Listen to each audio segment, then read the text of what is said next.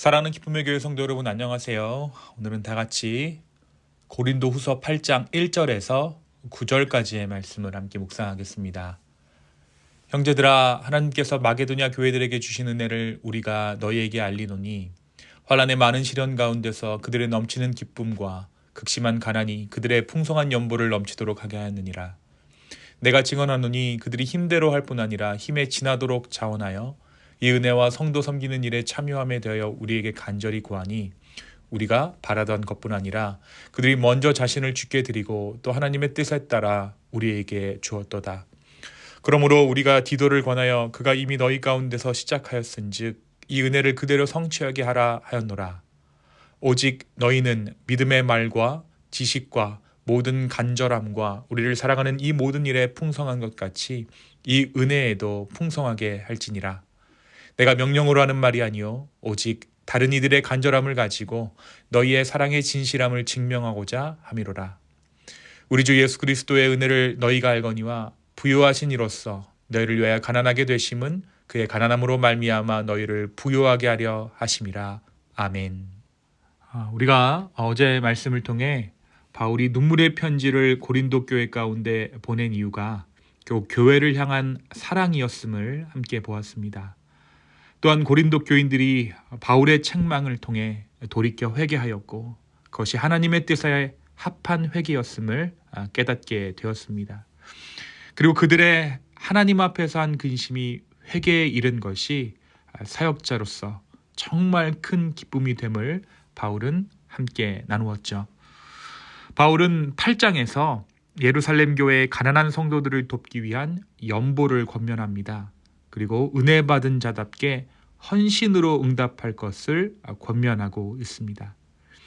오늘 본문 고린도후서 8장 1절에서 9절의 말씀을 보면 바울은 먼저 마게도냐 교회의 상황을 들려주게 됩니다.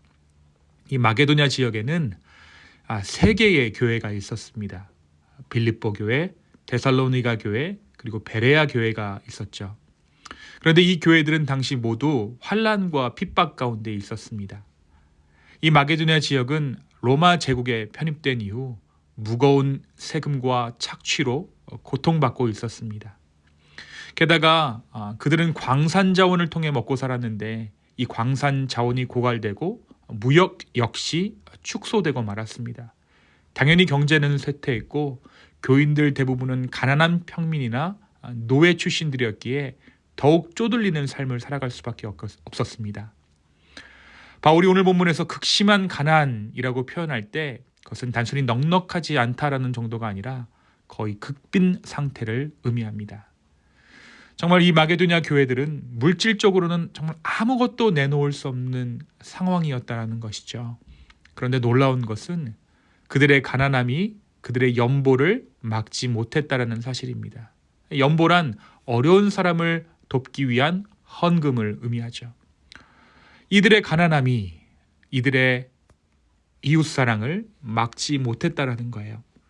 오히려 바울은 그들의 마음에서 풍성한 기쁨이 흘러넘쳐 자신들이 가진 것보다 더 많이 자원해서 드렸다라고 오늘 말씀 가운데 전합니다.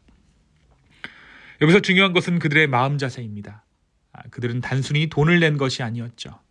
그들은 먼저 자기 자신을 주님께 드렸습니다. 바울은 이 마게도냐 교회의 모습을 고린도 교회에 말해주면서 너희도 이 은혜의 자리로 나오라고 초대합니다. 믿음과 말과 지식과 열심에 풍성한 것처럼 이제 헌금의 은혜에도 풍성하라는 것이죠. 근데 여기서 또 한 가지 중요한 것이 있습니다. 바울이 이것을 명령처럼 하지 않았다라는 것입니다. 오히려 진정한 사랑이 무엇인지 시험하려는 것이라고 바울은 이야기합니다. 사랑은 억지로 나올 수 없기 때문입니다. 그리고 이 모든 권면의 절정은 9절에 있습니다. 바울은 이렇게 말합니다. 우리 주 예수 그리스도의 은혜를 너희가 알거니와 부요하신 이로써 너희를 위하여 가난하게 되심은 그의 가난함으로 말미암아 너희를 부요하게 하심이라. 여기서 우리는 헌금의 본질을 보게 되죠. 헌금은 돈의 문제가 아니라는 거예요. 헌금은 복음의 문제라는 것입니다. 그들이 왜 기쁨으로 나눌 수 있었는가? 그것은 바로 예수 그리스도의 복음 때문이다라고 말하고 있어요. 예수님께서 자신의 모든 부요를 버리고 우리를 위해 가난해지셨기 때문에 그들도 기쁨 가운데 자신의 소유를 나눌 수 있었다는 것입니다. 십자가에서 예수님은 우리에게 줄 수 있는 가장 귀한 것들을 주셨습니다. 자신을 내어주심으로 우리를 하나님의 자녀라는 최고의 부요를 얻게 하신 것입니다. 그리고 그 복음으로 말미암아 이제 또 다른 구원으로 마게도냐 교회가 헌신하였고, 그 마게도냐의 헌신은 다시 한번 고린도 교회의 헌신으로 이어지게 되는 것이죠. 영광에서 영광으로 이르게 되는 그 은혜의 체인이 고린도 교회까지 미치게 된 것입니다. 사랑하는 성도 여러분, 오늘 말씀은 우리에게 무엇을 말해주고 있습니까? 오늘 말씀에서 우리는 중요한 복음의 역설을 발견합니다. 그것은 바로 환경이 우리 어떤 조건이 기쁨을 만들어내는 것이 아니라 복음이 기쁨과 풍요를 만들어낸다는 것이에요. 세상은 가진 것이 많아야 기쁘다라고 말합니다. 그렇지만 복음은 비록 가진 것이 앞서도 예수님 안에서 기쁨이 넘친다라고 선포합니다. 그래서 마게도냐 교회는 가난 가운데서도 기쁨으로 넘치게 주었고, 그들의 나눔은 억지가 아니라 오히려 자원함에서 비롯된 것이었습니다.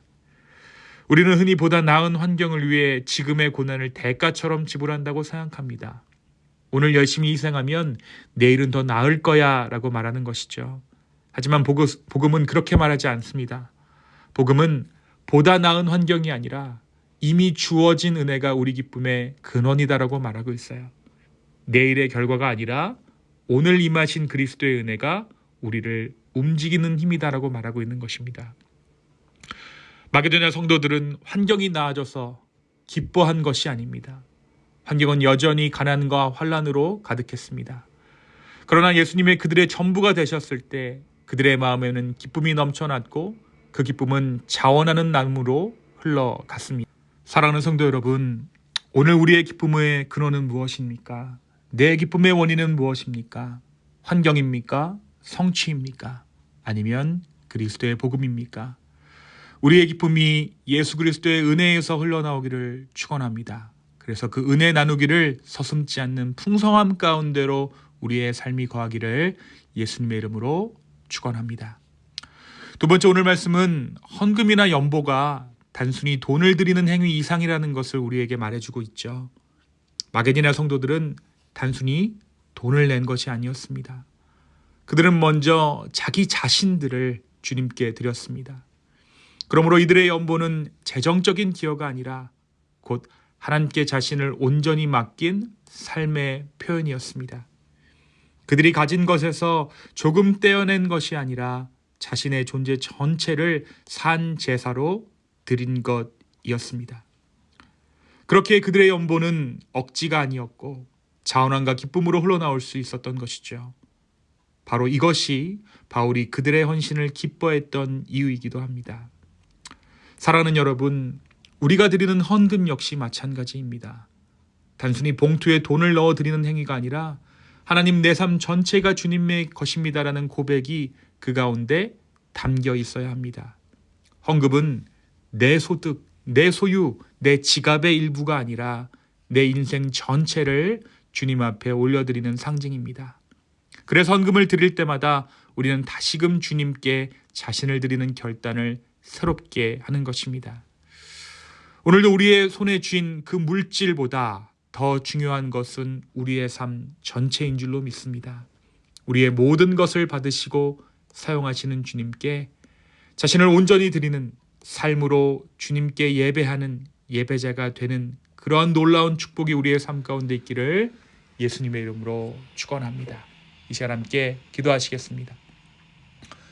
주님, 오늘 이 아침 다시 한번 우리의 삶을 주님께 드리며 나아갑니다. 성령이여 우리 가운데 함께하여 주시고 은혜 주셔서 정말 이 하루의 삶이 주님 앞에서 사는 복음의 삶 되게 하여 주시옵소서. 주님, 나의 인생이 풍성하여지기를 원합니다.